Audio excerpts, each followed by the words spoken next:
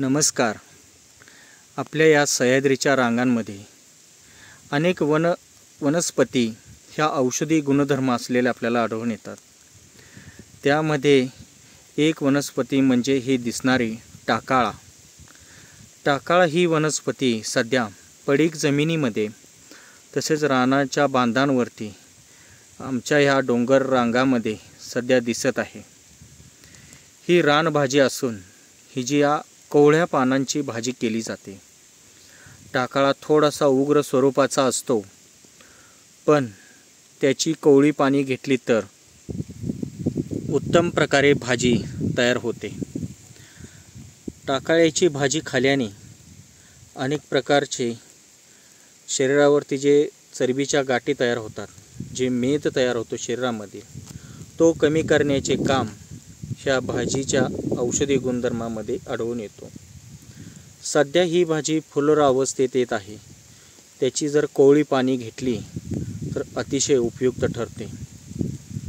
ज्याप्रमाणे पितृपंधरवड्यामध्ये आघाडा ही वनस्पती भाजी म्हणून सेवन केली जाते, त्याचप्रमाणे ही भाजी टाकाळा कोवळी पाने घेतली तर उत्तम प्रकारे रानभाजी ही आपल्याला उपयुक्त ठरू शकते.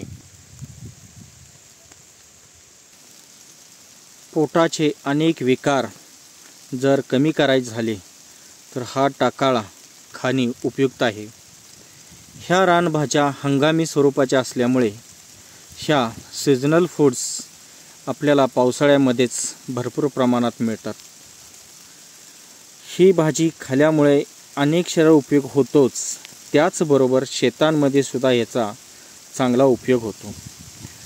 सध्या पिकांवरती जर कडपा पडला तर करप्यासाठी ही झाडं वापरून, शक्यतो देशी जी गाई असते त्याची गोमूत्र घेऊन ह्याचं बुरशीनाशक बनवलं जातं.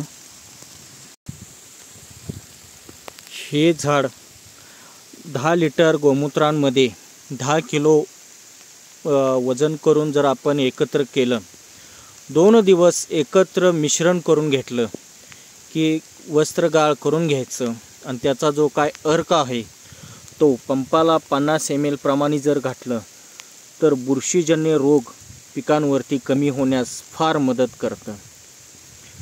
टाकाळा ही वनस्पती आयुर्वेदिक आहेच, त्याचप्रमाणे सध्या शेतीमध्ये जर बुरशीनाशक वापरलं आपण तर ह्याचा फार महत्त्वाचा उपयोग होऊ शकतो. कारण अनेकांना याचा उपयोग माहीत नसल्यामुळे याच्यावरती रासायनिक फवारणी करून याला मारलं जातं. पण तणनाशक न मारता याचा आपण बुरशीनाशक म्हणून जर उपयोग केला तर शेतीसाठी फार चांगला उपयोग होऊ शकतो. रानभाजी म्हणून सुद्धा उपयोग होऊ शकतो.